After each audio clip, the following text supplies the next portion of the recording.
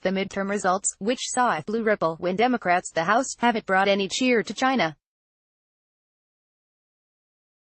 While the results are viewed as a setback to Donald Trump, and may hold back his agenda for the remaining 2 years of his presidential term, that's probably not going to apply to the trade war, say many in China, where articles under the hashtag This year, the U.S. and China have imposed tit-for-tat tariffs on goods worth of billions of dollars, and Trump has threatened more to come, perhaps even on all of China's imports.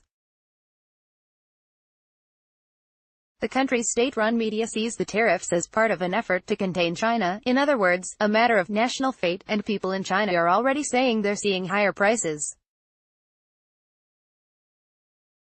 While the trade deficit with China was a frequent slogan on Trump's campaign trail in 2016, one Weibo user said that unfriendliness to China actually began under the Democrats. We must bear in mind that America's strategies towards China changed in 2010 when Obama was still in power.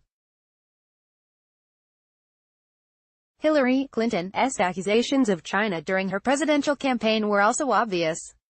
Even now, Democrats leader Nancy Pelosi, she has not been friendly towards China, wrote Beijing-based Weibo user, link in Chinese. The differences between the two parties only lies in political styles, but they are not very different in terms of the position towards China. In the 2016 election, Clinton, who's not all that popular in China, also said she would toughen trade policy toward China. In terms of trade with China, the disagreements between the two parties are mostly on internal politics. There's no difference on attitudes towards China, wrote Ren Zheping, the chief economist of Chinese real estate developer Evergrande, link in Chinese, in a WeChat article which has garnered some 36,000 views. It's very likely that Trump's tough decisions on trade with China will continue. The only hope for compromise, he said, is if the U.S. economy also shows signs of slowing, which might lead the two sides to negotiate some kind of trade deal. In the meantime, he said, China should do our own thing, and commit to another round of reforms and opening up. The idea that the midterms have changed nothing so far as China is concerned also appeared in the state-run Global Times tabloid. What endured the least impact from the midterm results was the China-US relationship, as the tough line on China is among topics on which Democrats and Republicans can agree.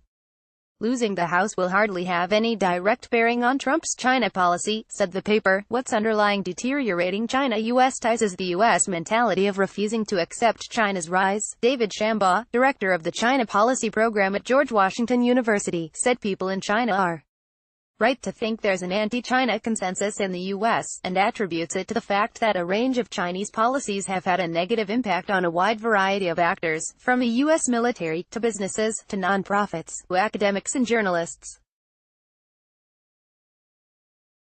Absent a substantial reversal of Chinese policies and actions in a far more liberal direction domestically and more restrained direction externally, the new American hard line on China can be expected to endure indefinitely, he wrote in the South China Morning Post.